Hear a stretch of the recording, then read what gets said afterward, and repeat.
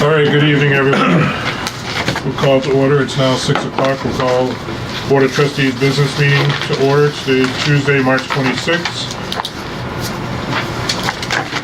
And item number 2, board input on revision 2 of the boardroom layout. So as you see, Todd's changed this a little bit.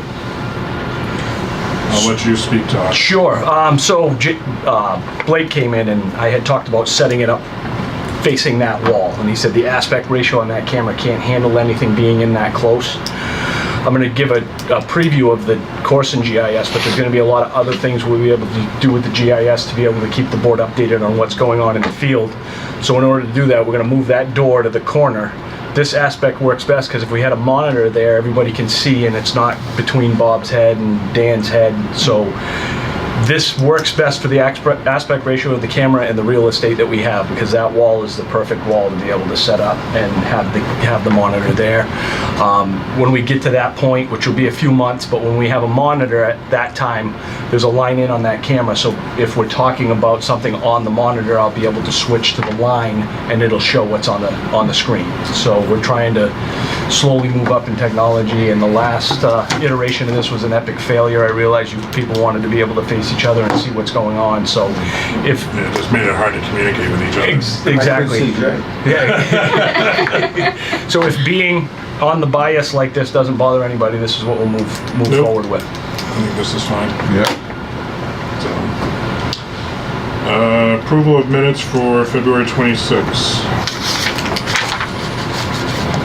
Everyone should have received those. Move to approve.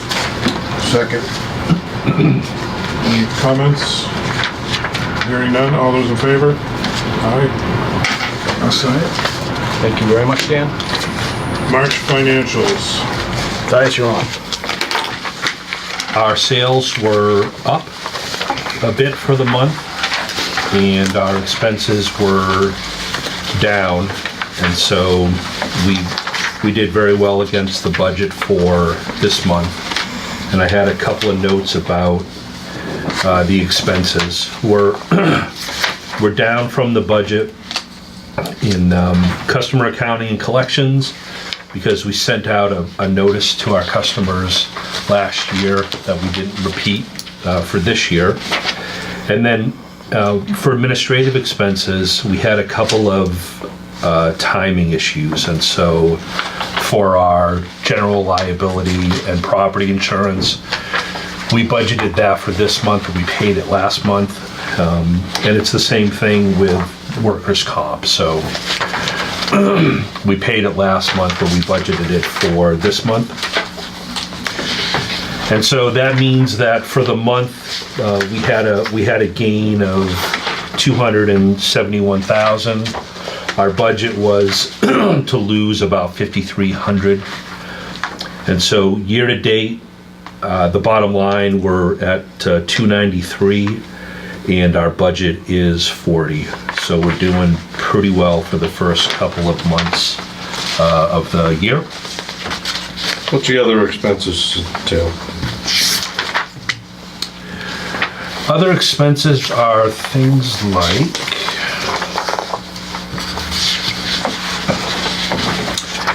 depreciation, interest on our long-term debt, the bonds. Thank you. I do have another note on the delinquent accounts, which is the first page of the graphs. We have a larger commercial account that is behind on their bill, $19,000. And so if we, as a percentage of sales, we were okay this month. So our overdue was 15% of our sales. It was the same amount, same percentage last year. If we take out that 19,000 that they owe us, we look better. So our percentage drops to 13% and change. So this customer is occasionally late with their payments, and we do, you know, what we can to work with them to get them paid. They're a little unique in that they provide housing, and when a commercial account does that, we don't have as much flexibility when it comes to how to collect from them, because we can't disconnect them ourselves. As opposed to a person who owns a warehouse, that's a business. If they fall behind, then they can be disconnected. So are you not too concerned with this account?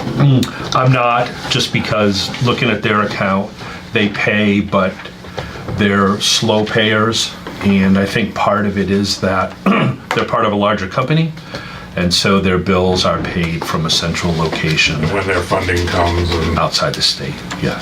Yep. I also wanted to make a note on the unrestricted cash graph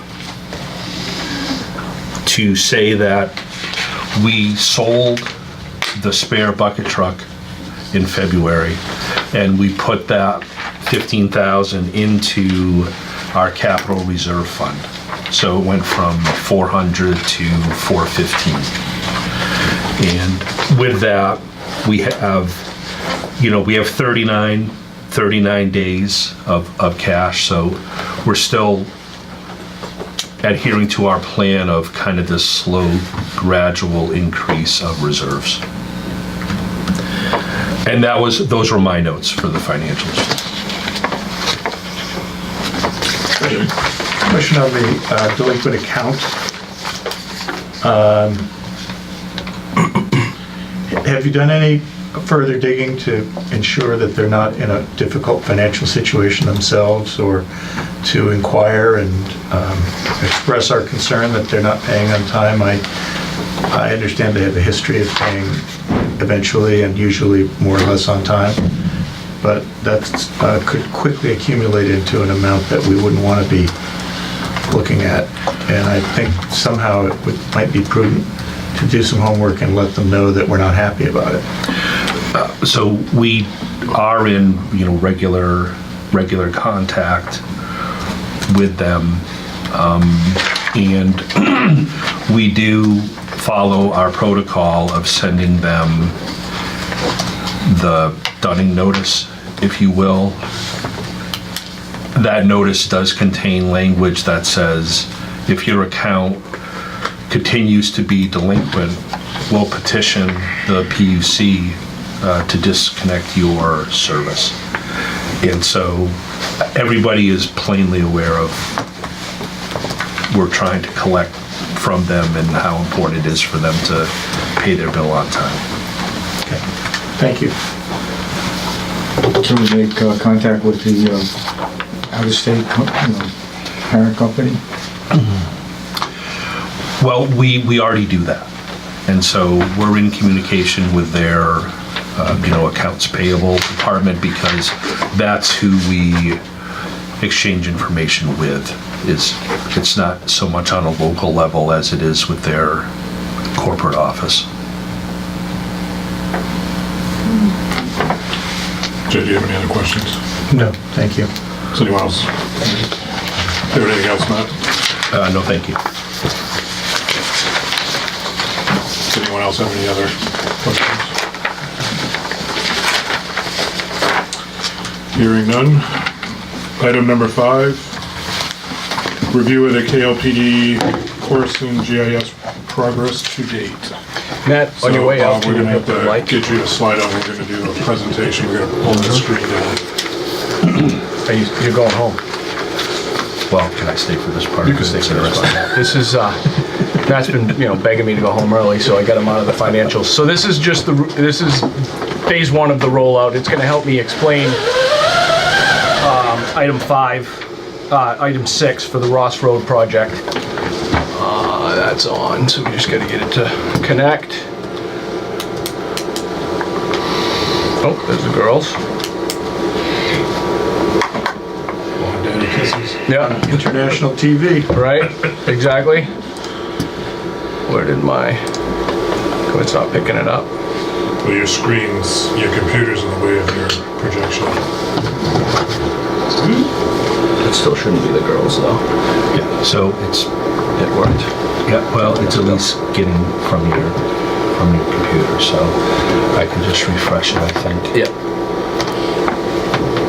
I'll resync it.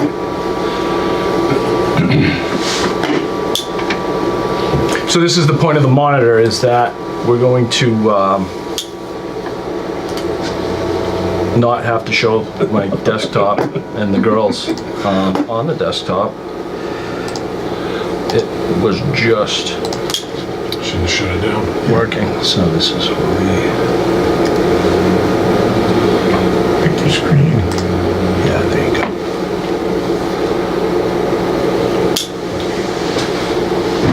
I shouldn't have shut it down. Should be, Here, let's, we can plug it back in again in a second. Yeah. Oh, there we go. All right. Okay, so this is. Let's get rid of these. Can I get rid of this? Come on. There we go. All right. So let's click over here. This is Kennebunk Light and Power. So this will be. It'll look better on a monitor when it's not in a projector. But these I've got laid out by circuit. So if I go here and verify that my layers, I'm going to get rid of all the other layers. These will be defaults. They're programming. This is the basis of where our work order and service order and inventory will come from, and there's actually a lot more information. I'll leave the poll so you can see that. Everything imported very nicely. So we're going to go by circuit. And then if we zoom in here, we're talking about the Ross Road project. So I turned in one of those people that clicks faster than people can follow. So here's Ross Road. If we zoom in, I'll just give you a little bit more of the detail. This is, click on here. This will tell me what, this tells you what pole it is. All of the information came up nicely from the basic import. So this is pole 9. It's a 35-foot class 4 pole put in 1993. There is so much detail in here already that we're working on. I can click on here. It tells us the gauge of the wire, how many miles, the size of it. So it's already been helpful in shaping the Ross Road project, and it's going to be just incrementally helpful as we move forward. But I just wanted to show this is what will, you can overlay the flyovers. So this is what we've been talking about, Ross Road project. And if you don't mind, Duffy, I'm going to go from the GIS to the next agenda item. For all of you that have been, we've been kind of alluding to and telling you what's coming, but I haven't really been able to show you except for on a paper map. So this is Ross Road. This circuit goes out to West Kennebunk, so we're going to pick up Ross Road. All the side roads here off of Ross Road. This is where Ross Road currently stops, and it's picked up by Water Street. So we're going to now service everything to this point here. We had to put an air brake here because there's a lot of wire traffic along Route 1. So in the future, we'll be able to backfeed Hannaford and past Hannaford to Shopper's Village in a few different ways. But the initial iteration of the project, we have to have an air brake at basically where the Hannaford and the DMV is. They will be able to be served. They will be served on a regular basis by the Water Street West Kennebunk substation starting once this project's been completed, and then they'll be able to be served from Water Street if there were ever, God forbid, a problem at West Kennebunk. We will be picking up, so all of this is Limerick Road in Arundel. This is that's this is the Lobster Company. This is Limerick Road. This is Old Post Road, Sinnott Road. We're picking all of this up as additional load off of Water Street as part of the load shedding program. And these will all be served by the West Kennebunk substation. Approximately how much power will be shifted? We don't have the exact number yet because there's a few places that we don't know. Hannaford's doing a survey right now of the motors they have in their property. By hopefully next month, the engineers will know how many amps of power we're going to be pulling off, but it'll be about 15 to 20 amps, I guess. It's a no, that's not right. That's like a plug. Right. I don't know at the moment, but we'll have that next month. It's quite a bit. It'll shed Yeah, quite a it's bit good. off of Water How far Street. down does that line go? That line goes all the way to the end. So if you come in here, and if I go and turn on services, accounts, customer services, they're on. And Okay. right where you're tying in first, there'll be a break there too? Yes, I'll go back There'll be and two of them. Yep, I'll Right. show you So that. you can go back on Water Street if you need to. So this pole is, there's got to be a service here. I will give you the address, Jay, one moment. Accounts. Does it go down beyond Durrell's Bridge? Don't believe it does. We're in a different part of town. We're on Much the, information on that pole. We don't go across the railroad tracks on River Road, right? Yeah. no. So this one is 56 Senate Road. Okay, so this is the end of the Senate Road. The end of where we serve, you know where the that's the Red Apple Campground. So we serve Red Apple, that's Senate. If we go back Yeah. over here, There's the campground right yeah, there. there's the campground there. So past the campground, about half a mile, Steve Monks lived right over here. That's that end of the circuit. So I'll go back to the Ross Road. What we're going to do, Scott asked the question about air brakes. Let me resituate myself. It's easier on gray. Come back to, here we go, Ross Road.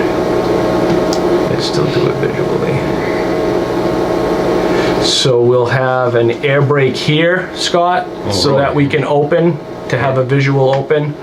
We're gonna have a pole mounted recloser here because we used to have problems. The problems have kind of gone away because of the critter guards we've been putting out and stuff, the trimming we've been doing, but we used to have like incremental outages, and sometimes we'd single phase Hannaford, or we'd single phase businesses that were served off of the circuit. So to have a pole mounted recloser here, it's going to help because anything that happens back here won't necessarily mess up the phasing at Ross Road. We'll then have a visual air brake open here at the corner of Ross Road and Fletcher, so that if we need to redirect the power from a different substation, it'll be open.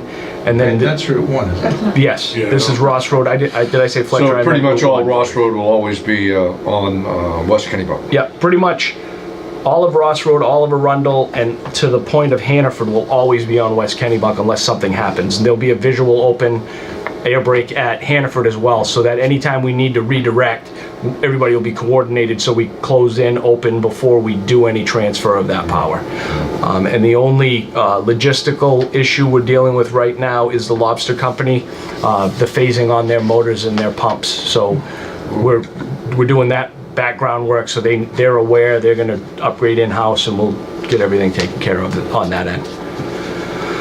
So with that, I'll go into my information on the Ross Road project. I would like to get an approval from the board tonight for an expenditure from the capital reserve. I've got some pricing and some invoices there. They're not invoices, they're estimates. Kevin has gone through all of our distributors to get the best prices on all the materials we're ordering. If the board approves, the wire itself is $32,000. Some of these items have a 9 to 10 week lead time. That's why I'm asking for the board's approval tonight.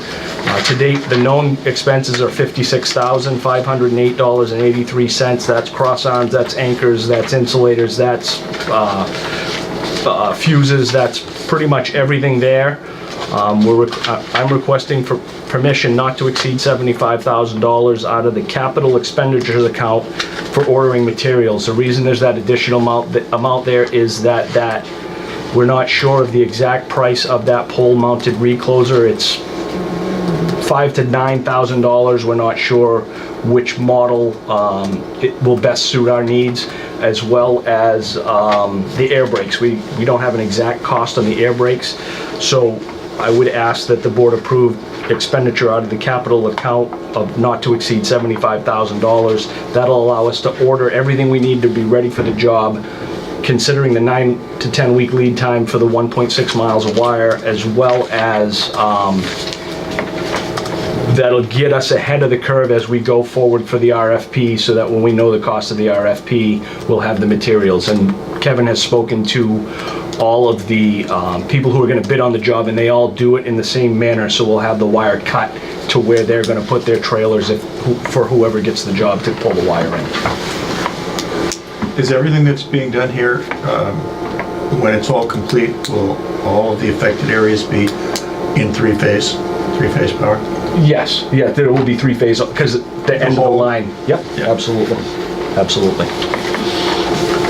So is that an upgrade from what's there, or is it all three-phase? It is all three-phase now, but it'll be 336 wire instead of 1/0, which is heavier duty, and it can handle more of a beating if trees come down, but it'll all be trimmed ahead of time. But it's more efficient, and it's what we need in order to handle the load that we're gonna pick up from the town of Arundel. Todd, can you show me where it feeds out of West Kennybunk Sure. into Shut off. Cancer? Lines by circuit, okay, perfect. So then if we go all the way out, West Kennybunk substation is right, There's no around. yeah, where is it? So the blue is Right here. basically Water So- Street? No, this is West Kennybunk right here. Right, the So old West Kennybunk is Water Street? What is that blue? No, that blue is the circuit that comes out of West Kennybunk that comes downtown to feed the Ross Road. Okay, gotcha. Substation, right? Yeah, that's the substation here. If I put this back on imagery. So this is our substation. This is where the solar array is now. Yeah.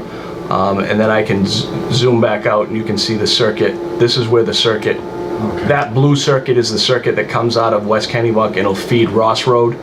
And it's also, we'll be talking in the near future about the Mill Street project.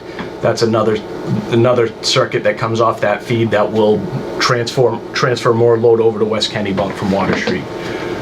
I can zoom out and show you Water Street sub is, once again, I'm better on gray. Where are we? Right. Heritage Lane. I gotta situate myself as to where I am.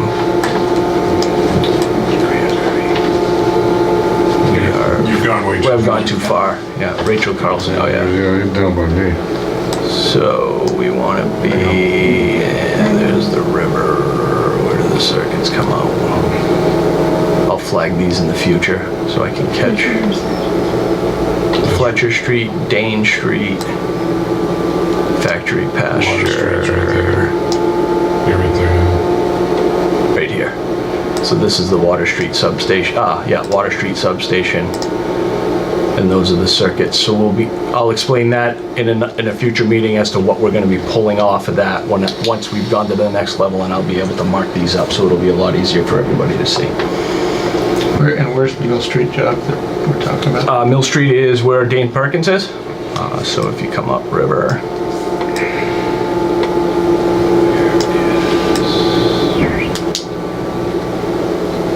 At the highway. That's the highway.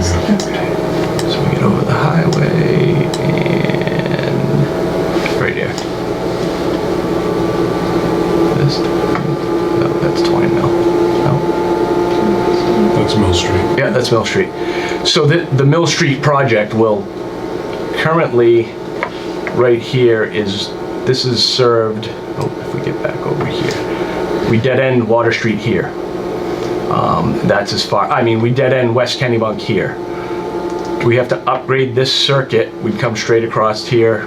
We have to upgrade this circuit, and what it will do is it'll bridge the gap between here and here, and that will allow us to serve everything over to the Turnpike Bridge on Route 9 from West Kennebunk Can as you well. back out a little and show us what you're talking about there? All right, 95, right here. So we'll serve, All that green up to the left there would be out of West Kennebunk instead of Water Street. Yeah.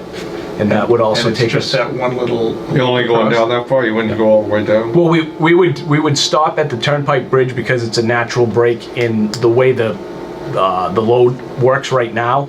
In the future, there may be additional ability without upgrades to switch over, but that would be simply adding another air brake and closing in additional sections to sectionalize that. And where is Wouldn't have to change out the lines for bigger wires? That's correct, just for the Mill Street portion, and then that would pick up all this, Jay. All of Wells Branch, Route 1 South, so this is all off of that circuit. The Pike is here, we would stop here. Yeah. So anything coming off of Water Street would just be everything to the right? Yes. Point. And with the Ross Road project, we're also going to be able to consolidate some circuits. We have circuits coming out of Water Street that have very little load on them just because of the way they've been set up over the years. If you go down Fletcher Street, you'll notice there's three-phase power, there's Hendrix power, there's a bunch of power going on those poles. Once the Ross Road job is complete and they've consolidated the circuit and taken everything off Circuit 10, we'll be able to take the primaries out and we won't need those primaries anymore. Because right now, there's a concern, and there always has been, that on Fletcher Street, there's two circuits that bypass each other on one row of poles, which is something that you never do, because if there's an accident, you've got to know you've got to de-energize both circuits, and we want to eliminate that section of double circuiting. And where is the stretch where the poles are, but the wires are not? It's by Holmes Tree Farm. Yeah. Are you talking about out right here? I'm talking about the wire job. Yes, yep, right here. Where is that? Wire job is Right there. right here. From here, that's McGuire Road. No, that's Witten Road. Witten Road. So from there to the green circuit. Yep. And the poles are there, the wires are not. Most of the poles are there. The wires are not. Okay. Thank you. You're welcome. This is really helpful. So it's going to get a Understand lot. What the heck we're doing? I'll get a lot better at it because I'm still kind of clicking and navigating. It'll get a lot. Fast. Yeah. Right. It'll get refined. But if So pretty much when you get to Mill Street and you get the Ross Road done, the only thing the Water Street's gonna be serving is east of Route 1 and just the town, yep, the town area, Yep. basically, and up to the school. yep, and That's everything it. on Route 1 South. Yeah, York Street. yeah. Yep. That's not bad. No, it's not bad at all. Well, Route 1 South, if it, you know, they start putting in more stuff. Do we serve We stop the at the sealing place? the what? Right next to, you know, the boat sealing place or whatever that. We go right to the water district. Yeah, we stop at the Water District before you get to Rexbrook. Johnson's Hall. So we do serve them because, you know, they're doing an expansion. Yeah. Oh, yes. Northeast Coating. We Right. do serve Yeah, them. so Yeah, they're that's- one of our bigger customers. Right, and that's why, Yeah. yeah, we don't want to lose power down there. Exactly, and that's kind of why as we consolidate, we're trying to direct these circuits out of Water Street to be able to build an efficient but not overbuilt substation, so we can serve the areas we need to out of that substation at limited cost, but with really good redundancy, because out of Water Street, we serve the sewer district, we serve the water district, so we serve Northeast Coating. There's some big accounts that come out of there, so. This is just, maybe I'm right on, but right down on Route 1, you've got CMP, they have a big station right there, substation. Yeah. Is there any way we could tie off them and put a substation off there if we had property? If we had property, we might be able to. You know, come off of there and then feed, We wouldn't. do away with this. We'd need a big tie line to get from there. If we were to move the substation, we'd have to upgrade. We'd have to have Well, a so if fairly you upgrade robust. it, I mean, Yep. I'm just looking at it in a different way. Yep. We'd have to have. Where are you talking about, It's Scott? interesting. On Route 1, say like where mailings, welding places, Route 1 I South. think there's a big substation out the back for CMP. Comes up. Oh, it's next to. Yeah, and if we could It's held back to the water district. Yeah. had a piece of property there, we could put a substation in, and then we'd be feeding the town from this way. It just goes to- Instead of, Yeah. and do away with this altogether.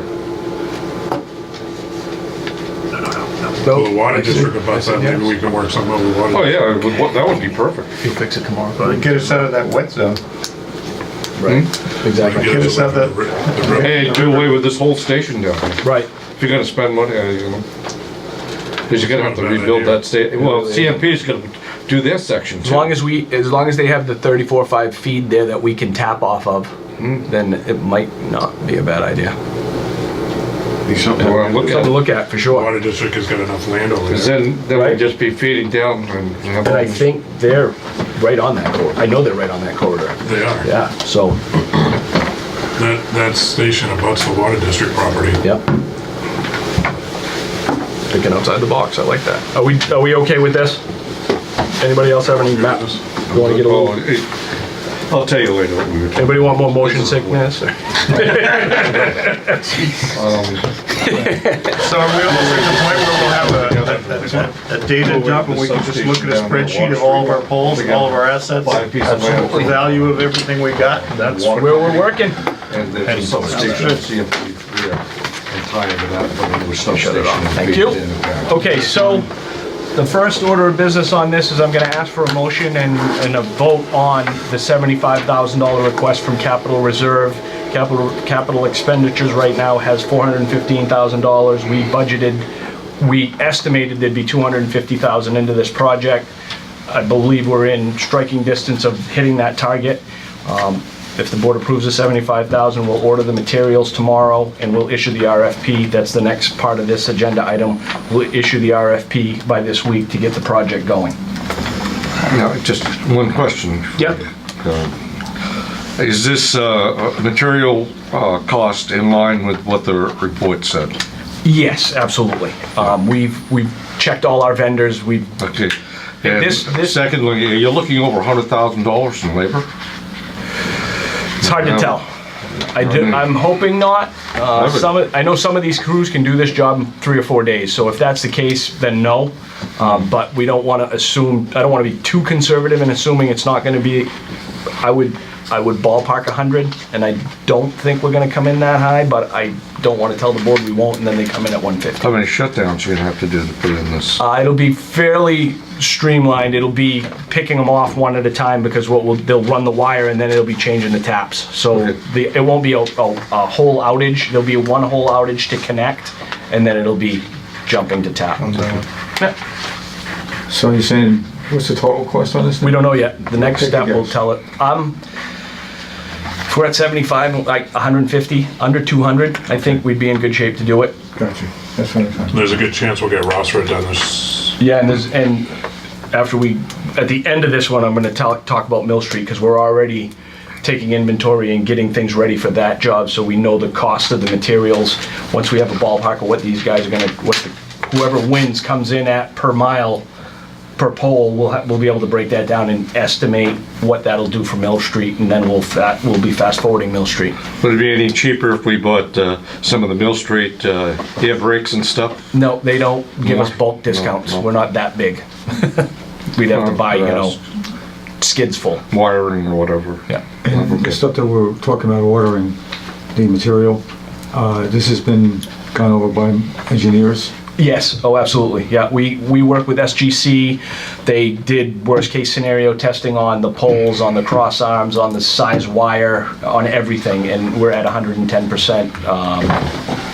And this should be all the material we need, Yes, so there won't be any work stoppage or anything? that's correct, absolutely.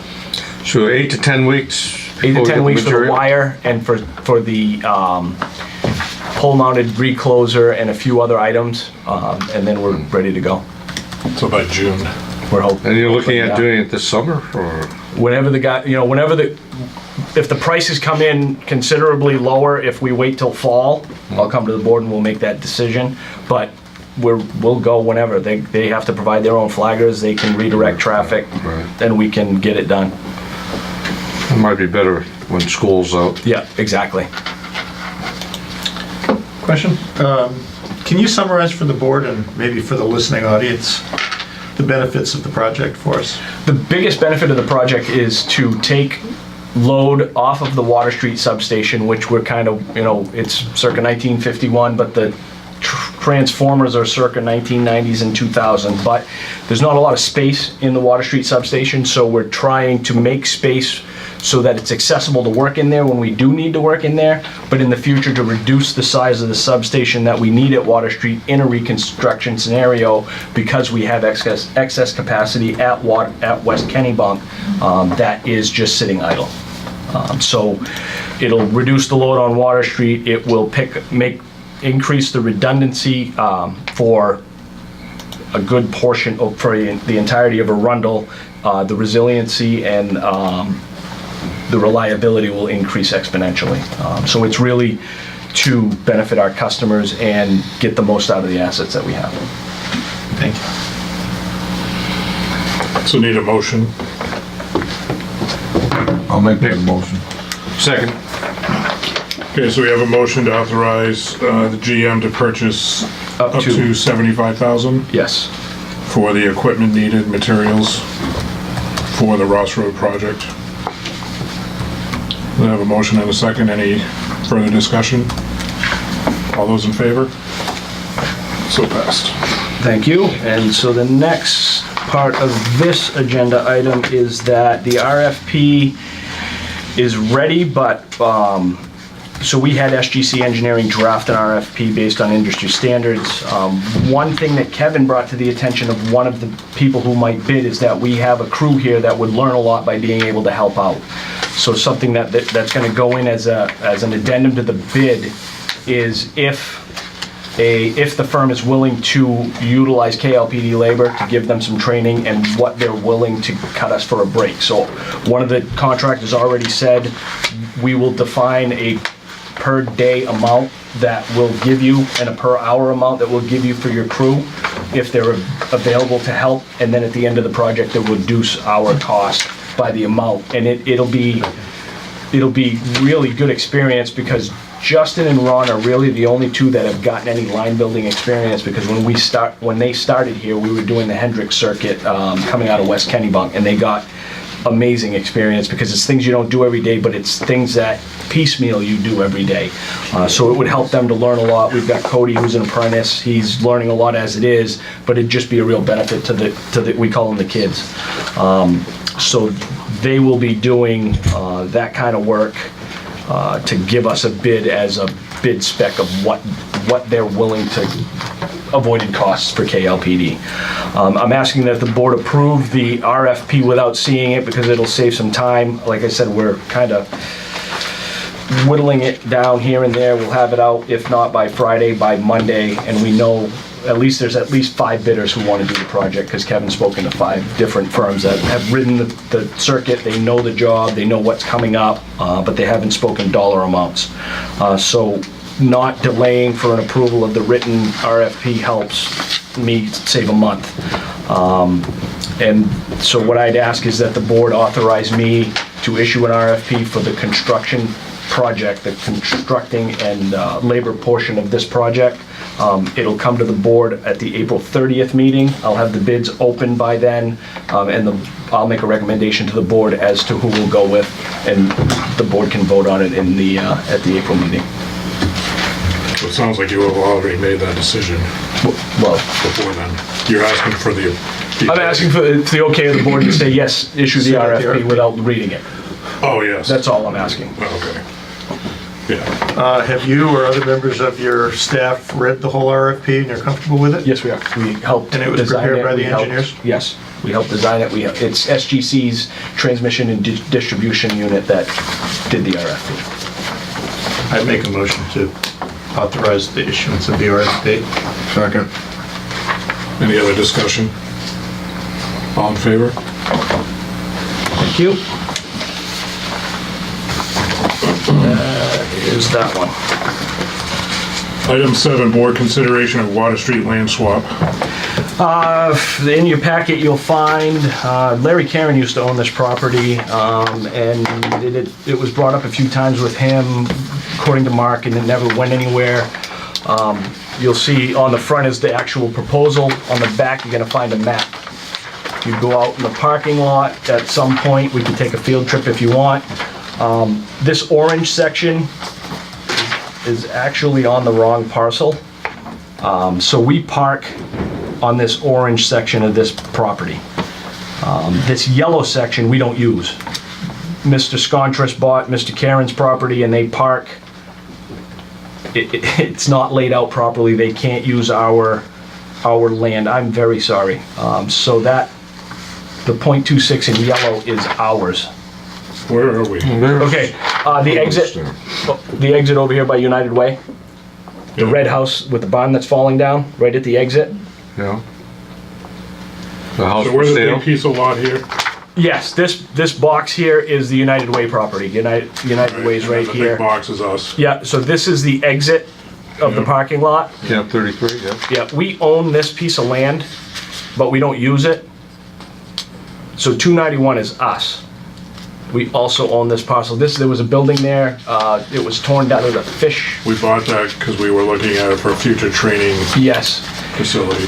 We just use it as part of our parking lot, and the guys park back here in this orange section. I had it backwards. So we own the yellow. Mr. Scontris owns the orange. We park on Mr. Scontris's property. They park on our yellow section. So he's Oh, I proposed see. an even square foot for square foot land swap. I think it's 3,900 square feet. That he would take the yellow and we would take the orange. And what about the big whites? That's us still. That's us still? Yeah, So we that's can us just still still. park in there? Yep, absolutely. In his proposal, if the board is, I'm not asking for an approval of the land swap, I'm asking for an approval to move forward. He would have a survey done and bring the survey to the board. He's already talked to code enforcement. We're not missing anything here by doing this. Even swap, even swap. We've got the frontage we need. We've got everything we need to keep our parcel in compliance. And this will just allow his employees to not, I think he's gonna have it. He bought all the land from Larry, and I think he's gonna have a heck of a time selling this one the way it's configured. So he owns 190 and 189? Yes. And Are those the 188? ones that are currently for sale? Yep. Yeah. Larry used to own all those buildings. So if you leave our parking lot, you take a right, all those little mill housing, he bought all of those houses all the way to the chamber. Right, yeah, they're all for And sale. so he flipped them, and he's now he's got them for sale. And this is something that's been talked about before I got here. And Larry would talk about it, they never really wanted to do it, and he never came to me as general manager. It was before me that the discussions happened, but Mark said, you know, this is coming someday if Larry ever gets off his keister to do it. I guess we own that 291 block, Yes, we do. and we don't own the 48 block, but we own the 191 block. Yeah, so And 190, you want to switch to 191, so as long as we don't, he's not looking for us to pay for any costs No. on this to the town or survey or title? correct. See, if you look at this, you see 291, it's because there's 291 feet there. The one that's in green of 191, that whole rectangle is what we currently own. And then he owns 190, 189, 188, 187. It's just gonna give them better usage of So- lot 190. Yeah, exactly. Because if you go out there right now, where they're parking their vehicles is actually in that yellow. Orange. Yeah. Oh, there. So Yeah, I they was park wondering, in the yellow, we park in the orange. So if you So went, you'd have to break up 191. I guess 191 goes the whole way. right, 191 would be broken at that first right. line, and then it would just reconfigure into the shape of an Now you're L. gonna have to write up a title for that. Yeah, he's gonna do, he would, if the board is okay with moving ahead, he'll have it surveyed, and then he's gonna draft all the deeds, he's gonna have everything drafted on his end. I said the board doesn't wanna pay for any of this, because you're requesting it. Does the orange have to have any work done on it so you can park Nope. comfortably? Nope, we've been parking there for as long as everybody can remember. And we actually have the training pole, when we do pole top rescue, we have a pole set back there that there's nothing on it, and they do rescue out there. That pretty solid ground up there? Yeah, it is. So you park Yeah. your Where they're parking. Is there any Not like drawback? Created a parking Nope. area. Losing potential access to Water Street? Nope, we've got it all covered. As long as we're not paying for anything. Well, let's Right. do it. Anybody see any problem with it? Is it underwater? No. It's underwater right now, we're underwater. I don't see any problem now. All right, so I'll just, you can, if If you feel you need a motion, you need a motion. If you want to direct me, I'll just do it. I'll just have Well, you you're come gonna bring back. it back to us, Yep. so, Right. Okay. for the final approval. So, Preliminary, right. we pretty much, I think right now we're all set with it, so All right. get all the paperwork done and bring it back. And, as long as we're not paying for it. right. Absolutely.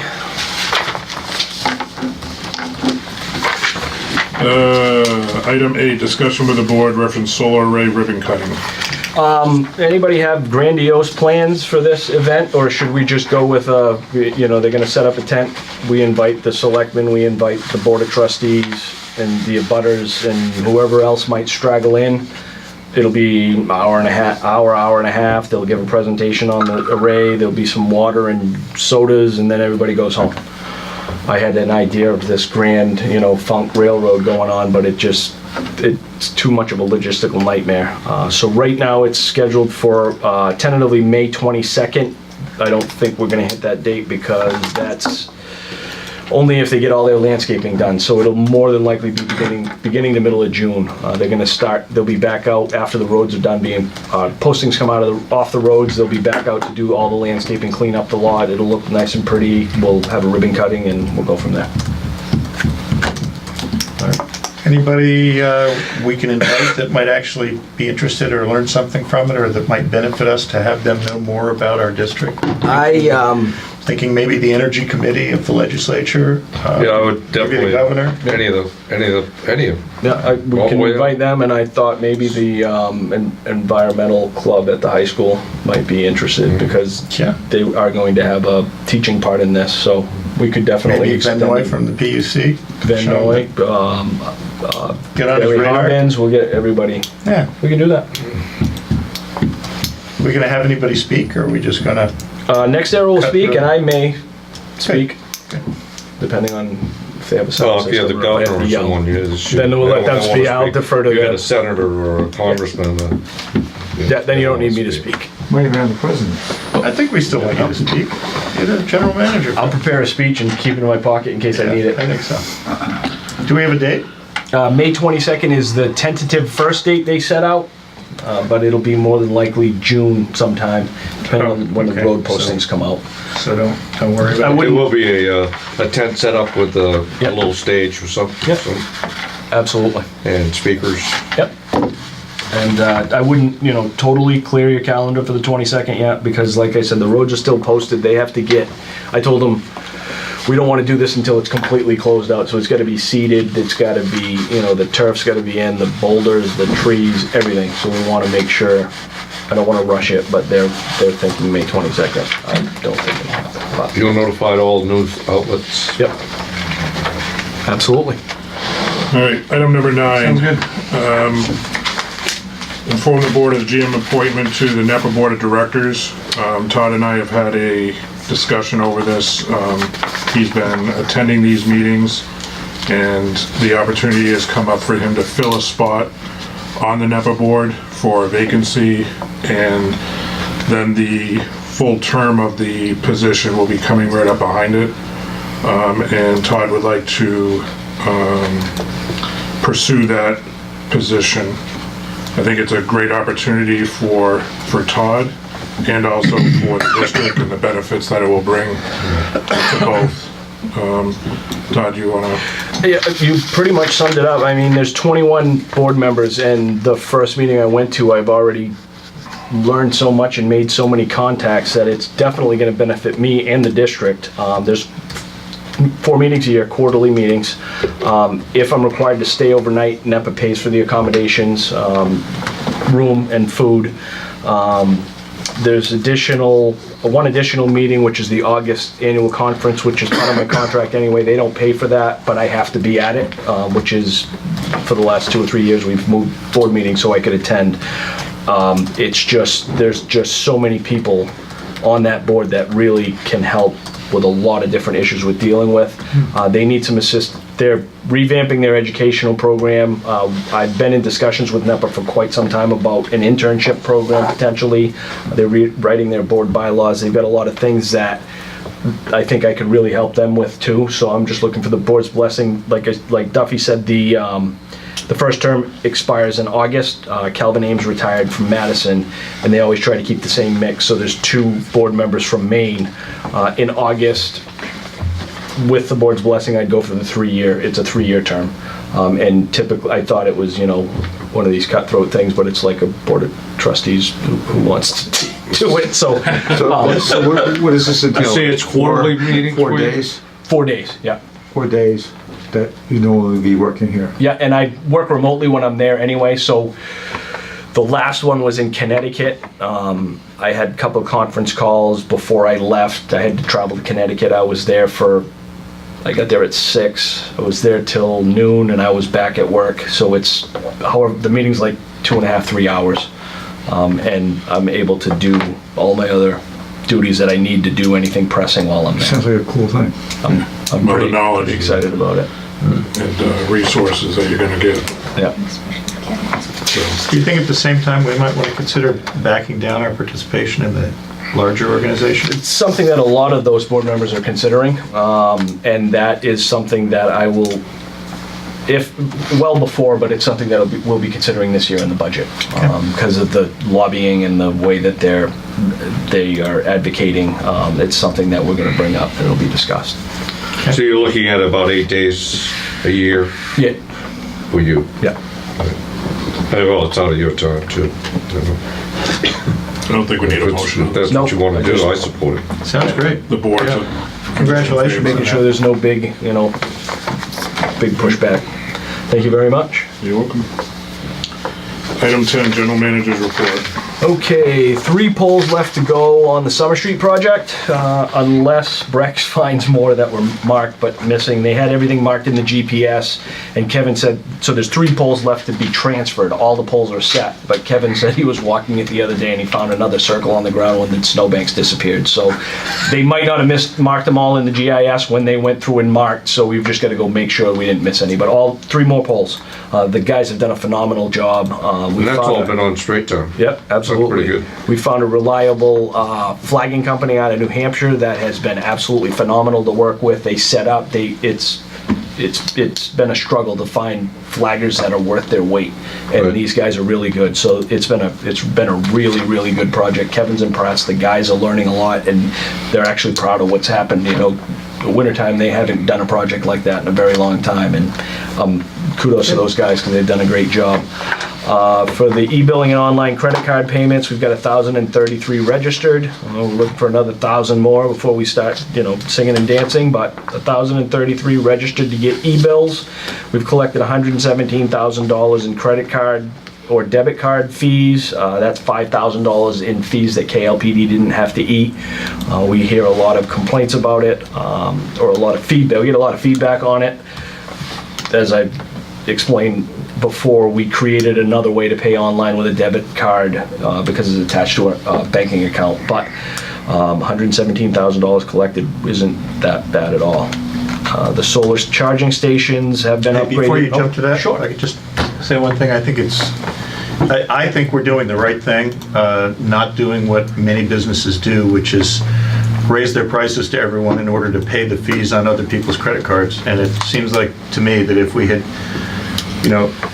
listened to the concerns more attentively about people who want the convenience of using their credit cards and not having to pay the fees themselves, we would have been shifting those costs onto all the rest of our ratepayers, and I just don't think that's fair. And I'm glad that we have the position that we have, and that you've explained it to people. I'm glad that it was brought that way. I'm glad I learned that early on in municipal, that municipals do that, because that's my counter argument to every customer that says businesses don't charge. No, yeah, they do charge you. They charge everybody Shift the else costs. too. Exactly. Yeah. So Well, we can charge. exactly. That's right. We can't charge it back to you. Yeah, we can't eat it. So So we have to eat it. We buried another. yeah, right. Exactly. So yeah, as a business owner, you eat the 4%. So your prices have to move somewhere. It might not be 4% because but Yeah. you're making up for it somewhere. You're not losing the money. So that's worked out very well. The electric car charging stations have been upgraded. I've spoken to 4 users, 5 tonight, and I'm on a fact-finding mission. I've spoken to... Charging as we speak. There we go. I sent out... With the solar charging station, Yeah. those are charging stations. Yeah, these ones here. I was thinking about the solar array. Yeah. On the next sheet, will it show us how much power was produced by the book? We can more than likely break that out, yep. And it's on our website too, I'll show you sometime. I already killed my laptop. Should be on there. We can add that I don't know information. if It's been, last time I You'll be able checked, to it was 320 megawatts. So it's humming along pretty well. And it's, I can tell the weather by, but what was the weather this week? Go back to Wednesday, there was no production. Oh, it must have been cloudy or raining. So it's pretty efficient, and the link on our website is really good. You can go back to the inception and it'll show you everything that's been generated. So the solar charging stations have been upgraded. I've spoken to 5 users. I'm on a fact-finding mission, speaking to people. I sent out an email through the website to see how many people use or are considering purchasing electric vehicles in Kennebunk, which is kind of a segue into the next general manager report item, which is that Efficiency Maine is launching an electric vehicle rebate program. I've reached out to them to just get an idea of where those rebates are going to come from, what are they going to be for, to see if Kennebunk might be a good town to roll out a pilot program for electric vehicles. Bill Rick of Massachusetts, the general manager there, is a board member as well on NEPA, and they have a program, but they're a bedroom community. They have a lot of long-distance commuters that live in their community. They've tried everything they can, and they've gotten one person to sign up for their program. So I want to talk to Efficiency Maine to see what they're thinking for those incentives before I come back to the board and see if there is the need to have a discussion as to whether or not we'd roll out an EV program here in Kennebunk. On the charging stations, you say 45 users are using it? 4 to 5. I've spoken 4 to to 4 to 5. 5, but Oh. I've seen a lot more use. And just those two? Those two. We're talking about those? Yep. There was very little. Dan was the only one using it that I'm aware of, and 2 or 3 times this week I pulled in the parking lot and there's been cars using the chargers and at the So chamber. how much does it, do we know how much it costs us to charge there? We generate more electricity than we use. So those are solar powered. We don't have a meter on it, so we could Well, probably I'm just install saying, an if you inline have to a see. lot, later on in Yeah, the future, if you, Might be a good idea to track it. So in other words, if you go to town and have business, you charge your car Yep, and come back and it's finished. absolutely. It's a good idea. There's a really good, if you guys haven't seen it, a good app that you can get for cell phones, which is called Plug Share. Plug Share is the name of the app, and it shows you all the chargers in our area, both our chargers that we offer and all the others, and the power rating of those chargers. And people who use the app to find the chargers even comment and say, I went and charged at KLPD and I'm on my way and it was a great deal or whatever. So it's kind of interesting. It seems to be the best Plug Share app around and gives you a sense of where these things are right now. And they are not, I emailed, that hasn't been upgraded yet that I'm aware of. I did email them because our level 1s hadn't been upgraded to level 2, so once that gets done, I'll let you all know. So that works all around the country, right, Jay? Yeah, it does. And right now there's one at Kennebunk Inn, for example, and there's a couple on Route 1 South at the, I guess it's a motel, hotel. Yes, Right across the street Port from, Inn. yeah, Port Inn. from what's the face? The Sherrills. Yeah, right, yeah, the Port Inn. Yeah, so, and then there's others. It's just interesting to see it. So the next item is, I haven't completed the RFQ yet, but I am working on an RFQ that'll be available to you to approve at the April meeting. RFQ is request for qualifications. A request for qualifications will be for consulting work for people for us to migrate out of a full requirement service contract with a single supplier and work with a consultant to work with us to procure our load to bring our rates down. This is what all the municipals are doing in Massachusetts, Connecticut.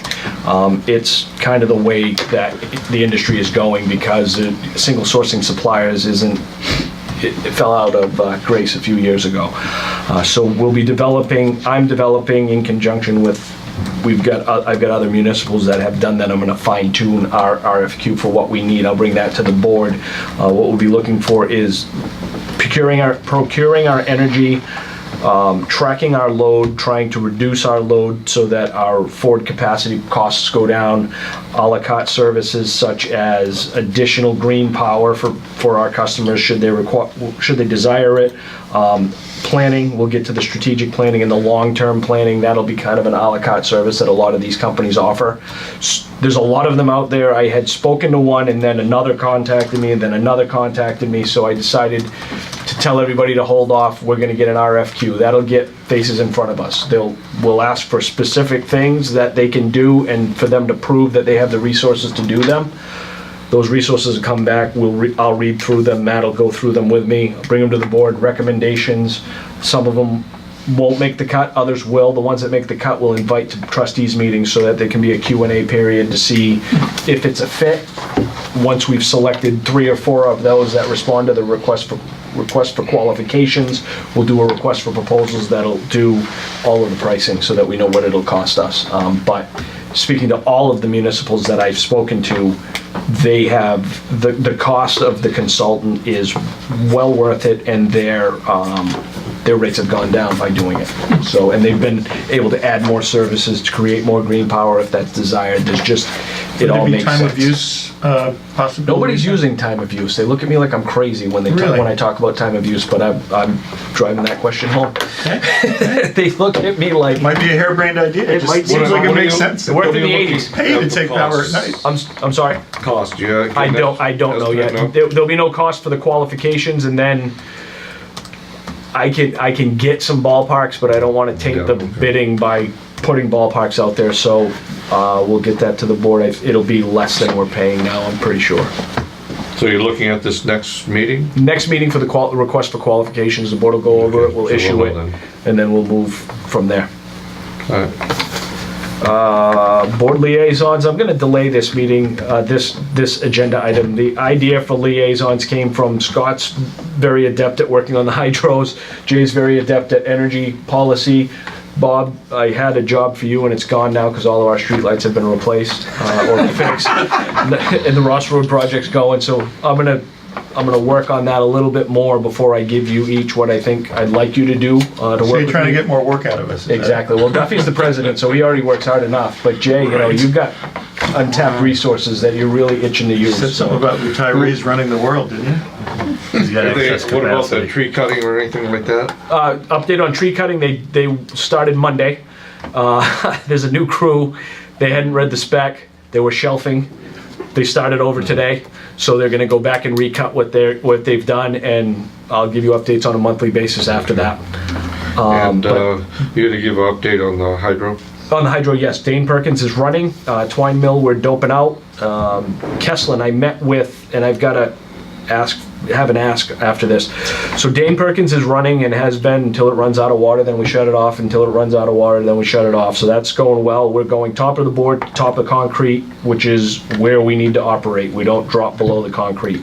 Twine Mill, we're still troubleshooting. I've got ideas from Peter, I've got ideas from Scott. Peter actually has offered to come out, and he built it. So he's gonna rack his brain over what we know the issues are, because we think something's lodged in there, but it might not be the case. So Peter and I are gonna meet over there, and he's gonna give me some of his insight, and we'll see. I wanna get that running as soon as possible, so if Peter goes, I don't know, we'll have to draw down, then we're gonna start to draw down, and we're gonna get that cleared out. But When do you look at, you're gonna get a meeting with people? Peter and I will go within the next couple weeks, so. Okay. And then Kesslin, Rob Evans did meet with me today, this morning, Industrial, I can't remember, what's the name of his company? Industrial something. Anyway, he brought his windings guy. They feel that they can well, I can't say very inexpensively because I haven't gotten that quote, but there's 216 windings in that unit. It's 48 poles, so he said 216, and the damage is to 3 or 4 windings. So what they believe they can do, he's done it before, this is what the guy does for a living, is they can cut out the damaged section jump that, they'll test everything, find continuity to where they lose it, they'll cut out what has grounded, they create a jump that goes properly in phase with everything else. We'll lose about 3% of the generation, but it's going to be cheap compared to what the prices were we were getting for rewinding that unit. So he didn't. Before that, he was going to try to clean up the insulation. Yes. And re-insulate it. Yeah. And then put our meters on it and check it. If it works, If it works, they won't then have that's to cut it. anything up. Exactly. Worst case scenario, he said 3 or 4 days worth of work. So I know that I have, oversight over the costing of projects like this. I don't know what this bid is going to come in at. 3 or 4 days of work, I can extrapolate. I would ask for the board. I'm comfortable on a project that the dam's up to $10,000, but I'm hoping it won't be $10,000, but if the board authorizes me for $15,000 on these repairs, and it comes in below, then I can do them before the next meeting. If it comes in above, I would come to the board anyway. So I guess if the board would be comfortable with $15,000 worth of expense for repairing those windings is what I'm looking for as a temperature of the board. If the board's comfortable, I would ask for up to $15,000. I don't believe we're gonna get anywhere near that. He did say 3 or 4 days of work, and if they're doing, that's $3,000 a day. I can't imagine they're charging that, but windings guys are hard to come by, I guess, so. It'll be at least 2 days, regardless whatever they do. Exactly, unless they can fix it with just spray. Well, even then, it's gonna be 2 days. They're gonna 'Cause dry they're it gonna out, test they're gonna it, heat dry it up. So, I put it to the board that if $15,000 is an amount that you're comfortable with, then I would ask for a motion to authorize up to $15,000 to have that repair done. They'll guarantee they fix it. There's no guarantee on how long it'll last, but he's seen situations like this where they do this and it runs forever. So have we assessed the overall health of this facility now so that when you ask, are we comfortable with it? Well, I need more information to know if I'm comfortable with it. I'd like to know if we think that by spending this money on the repair, that how much life we'll get out of it before something else goes wrong. We have the impression that there are a lot of things wrong with these antiquated dams, and so throwing Last any time money you in. told us it was $100,000. Well, that's to Yeah. rewind the entire That's machine. a whole rewinding. Yeah, that's to remove the top of the unit and to pull the windings out and rebuild all the windings. Like I said, 216 Yeah. windings in there. We've gone through everything else with Kesslin. Kesslin was a good runner until that ground fault happened, that dead short happened.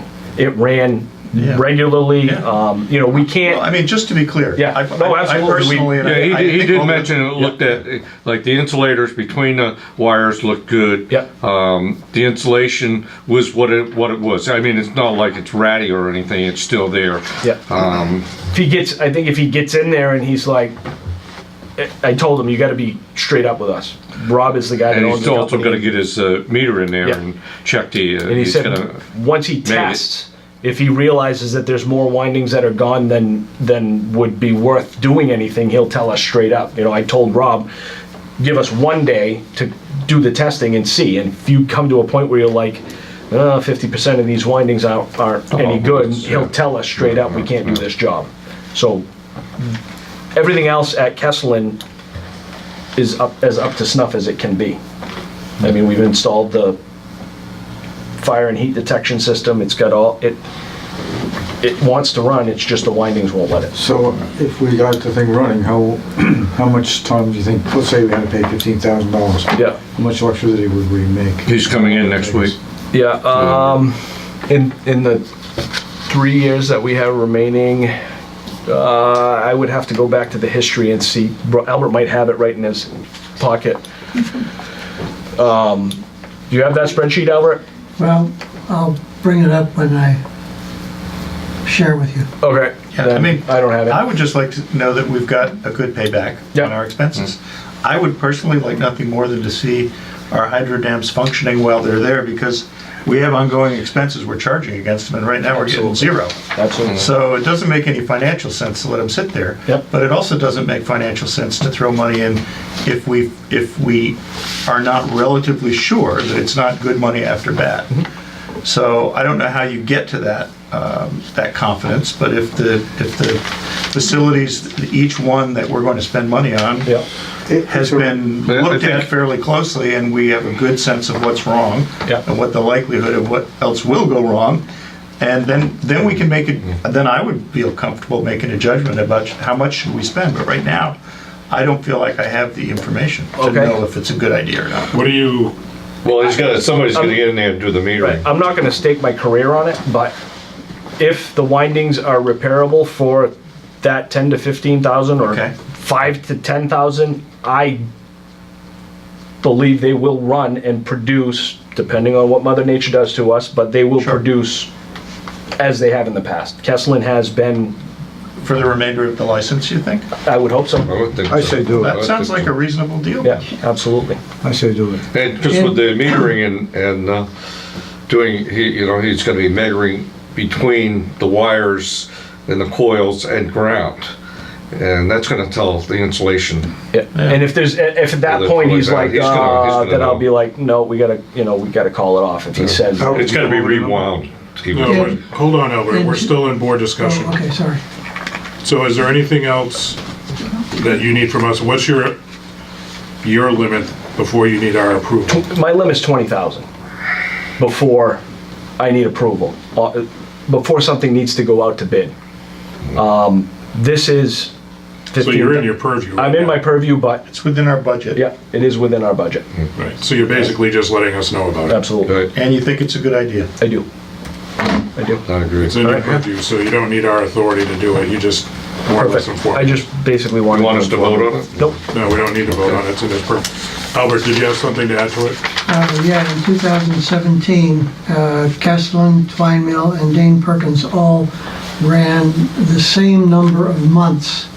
So the total from Kesslin was 233,000. So, Twine Mill was 495,000. Dane Perkins was 36,000. Those kilowatts per hour? Those are kilowatt hours, Perkins is- total kilowatt hours. That doesn't seem right. Well, it's from the records, That's 2000. 2017. Oh, it might be up and on, yeah. now the Dane Perkins number doesn't sound right, but Alright, Total for the year. Yeah, it's close to the year. Todd, do you have anything else for the general We're on manager's report? 250,000 this year. nothing else for the general manager's report. Item 11 is public comment. Anyone from the, Did we ever do the GIS? yeah, We did, that was it? Question. Oh, I thought you were gonna talk. That's just the beginning. Okay, all right. There's more I'm very coming. interested. There'll be more coming, yes. Yeah, me too. Beverly, do you have- Beth Freudenreich, I just want to ask, it was mentioned about, last month, about a requirement by FERC for a drawdown, Yes. but it wasn't on your agenda, and I was just wondering where you're at. I've informed the board, it'll be a weather issue, so typically they don't do drawdowns this time of year because of the melting and stuff like that. So it'll be within the next few months. The notifications will be sent out. The board gave me, I just informed the board, once I get the agencies to agree and FERC to agree, once I've notified the agencies, they have a week to respond. If they don't respond, we can automatically draw down. So we're trying to go through everything we can now with the weather, and I would say maybe another month, depending on what Mother Nature throws at us, we would plan to do that. so probably Because if you sometime can around put May. it on the June. website, Oh, it will be, we'll publicize it well in advance. But if you know it, Yep, you can save $3,000 not doing an additional direct mailing. right, Add a colored sheet Yep. in your bills. Absolutely. And you will save Yep. $3,000. Oh, yeah. You'll at least save 2.5. So that's Absolutely. the only thing. yep. Thank you. Anything else from the public? Yes. Okay, be careful, Peter. We talked about this today. I have this cane, and It's I not to found beat it's us very with. good to, reach out and grab a hold of something and pull yourself in and things like that. And I lose it all the time. I left it in the coffee shop today, and I said, "Oh my God!" I was almost out to the car before I remembered. Oh, I got to go back and get my cane. This is what today's output of the solar array when I finally printed it out at the library.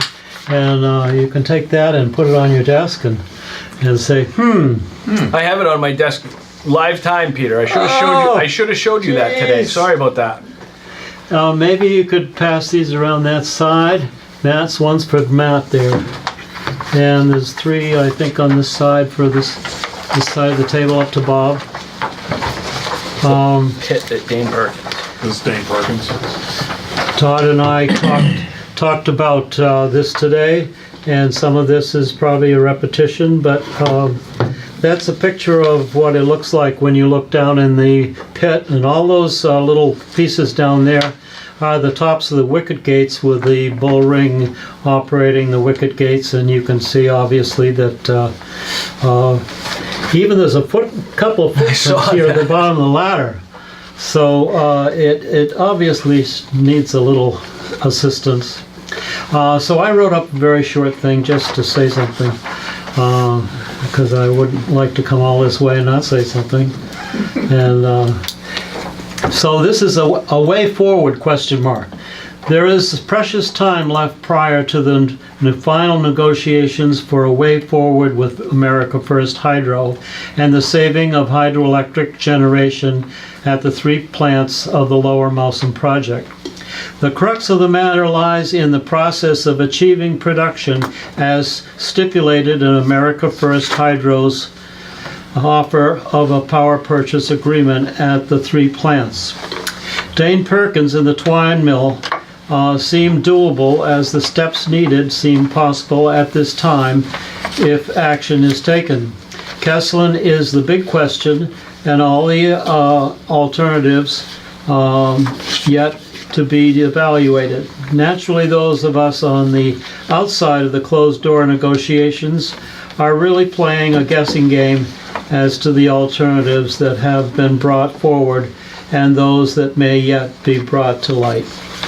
And one last sentence, I guess it's one sentence. Dane Perkins needs a major cleanup and painting of the interior.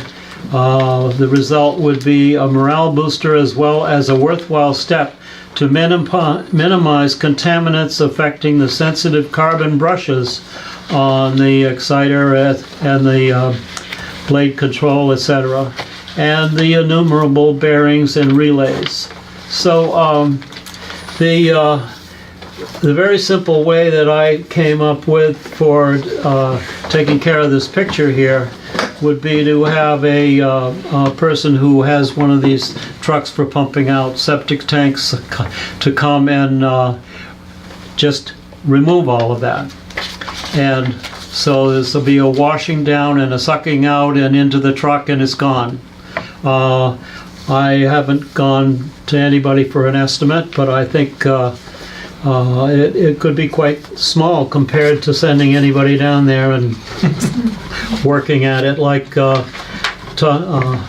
this young gentleman over here with a beard. I don't know how where did the grease go that you had in the beard? Oh, yeah. Yeah. It's all over. Scott went down there and went through the water bearing area and the piping that you can see there, and why don't you tell them about it, and Well, basically I'll sit down again. over the years, people had stepped down the ladder and stepped on the plastic piping, and all the PVC piping was broken. And Wade and I pulled it all out, and we took it to the shop, and there's a check valve in here if you guys want to know. The right side pipe coming out is the pump discharge. The left side is from the well itself, so the water level is higher than that, and there's a check valve in there. So if the pump went out, you'd still have water going to that water seal around the shaft. So I was able to replace all that piping, but there's probably that much grease on everything. And I told Wayne, and we get in there and like have Ness over there or somebody, and a pressure washer. We clean this all out and they pump it out and clean it up. And also, you know, I'm willing to give a couple days just to clean out the whole of Dana Perkins, and with Wayne, with somebody and get it all cleaned up. I would do it at Twine Mill a little bit. I will not do Kesslin.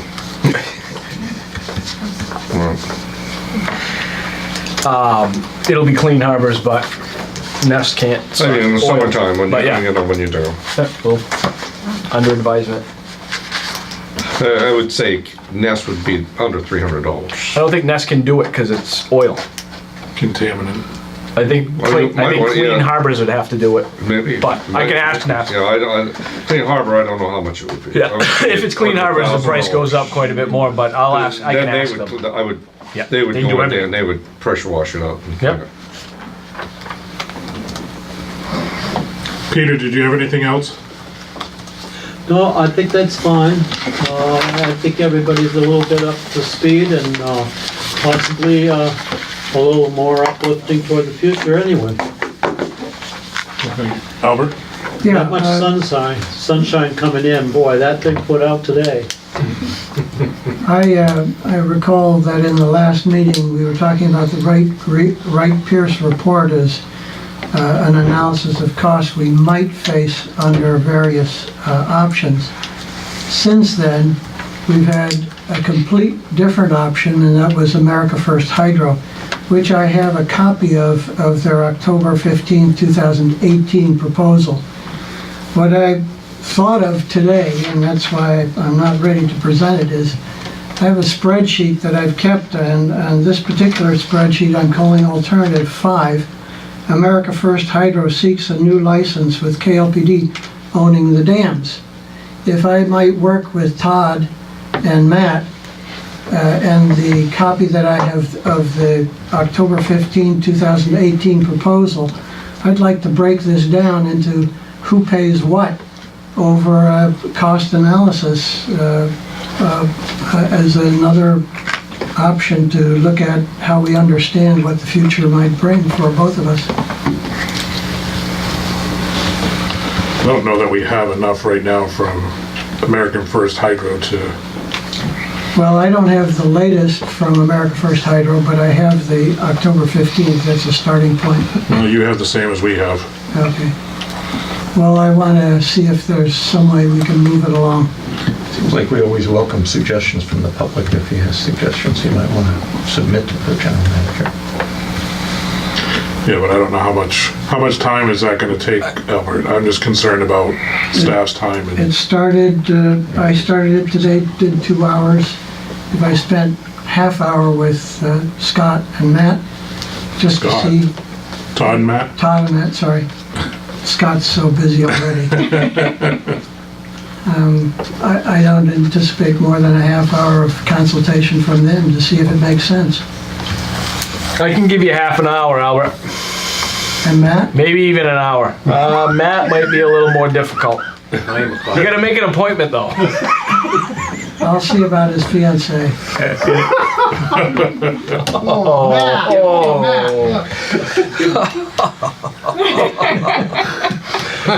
If I could just offer, it might be best to send over an email or make a communication to Todd with the concept that you have in mind, and I think it might, Streamline the process. just, the board's gonna do the negotiating with Oh, the general absolutely. manager, and also And nobody believed my perhaps your- numbers before anyway. so- Perhaps the concepts, the ideas would probably be more important than spending a lot of time going through spreadsheets, is all I'm saying. No, one spreadsheet, that's it. Shoot me an email. Can you summarize it in an email, Albert? And then we Sure. can set up a time to Sure. get it over. Yep. I don't mind doing that. Just not this Thursday. Anyone else? All set? Thank you. Let's see, board direction on 2019 meeting dates, schedules. What are you looking at? That was left over from last. That was a month. copy and paste. That's a carryover. Yeah. Sorry about So that. we're all set with that. Yep. Next meeting is April 30th, May 28th, and June 25th. Currently, our meeting times are set at 6 PM. We were meeting at 5 PM for our executive sessions. And I wanted to get a pulse of the board if 5 PM would work for regular meetings. It would work better for staff if they went right from the end of their day into this meeting versus the break for an hour, is that gonna be a problem for any board members if we set our regular meeting time to 5 o'clock versus 6 o'clock? It would help Todd and Matt. If we get them out of here a little early and get us out of here. Bob, is that gonna be a problem? Is it okay with the public? You be here at 5, Bill? I mean, you people get out of work at 5? or- I think the Still playing district is in pickleball. very good hands, and you don't need us harassing you personally. So go for it, whatever you guys want, because you're running the show. 5 PM. There's still gonna be some days where we're going to have an executive session that would start at 5, so the business meeting at that point, if we know we're gonna have an executive session, we would post the executive session at 5 with the regular meeting starting at 6, so the public would know when they could come and not come. So, but if we don't have, we just move our meeting to start at 5 o'clock every time from this point forward. For that. I didn't even have to talk to him about that. Is that okay with you, Matt? Thank you, yes, that works fine. Is this just for the summer months and the winter No, months? we'll make this a permanent change unless something prompts us to change it. See how it goes. Yep, exactly. If it becomes problematic, we'll change it, but I like the idea. Any Yeah, my only recommendations concern for would be the agenda public items for the getting next out of meeting? work at 5. Do you have any recommendations for the next meeting? Hopefully you We get a need good to- Thank you. Hydro update. We Yep. have a running. We need to take a look at our goals. We haven't done that. Yes, we do. And where are we with our audit? That's coming in April, at the April 30th meeting at 5 o'clock. Audit's coming next month, huh? Yes. So Everything went can you swimmingly. put something together for the goals so we can Yep, talk about absolutely. the goals? We're knocking a bunch of them off. Like I said, I'm gonna set realistic goals this year, and I'll have them for your approval for the next meeting. Because the first quarter of the year will already be Be over. gone before we get to those. Well, So if I'll anyone, bite my tongue. It's 7:25. Know when to say when, exactly. so if you have any thoughts on goals for the district, other than what we're already working on, that we need to be looking at, That'll be next time. we'll discuss that at the next meeting. Great, that's a good idea. Anyone else have anything? Hearing none, a motion to adjourn? Second. All those in favor? Aye. Aye. Thank you you very all. much. Meet you.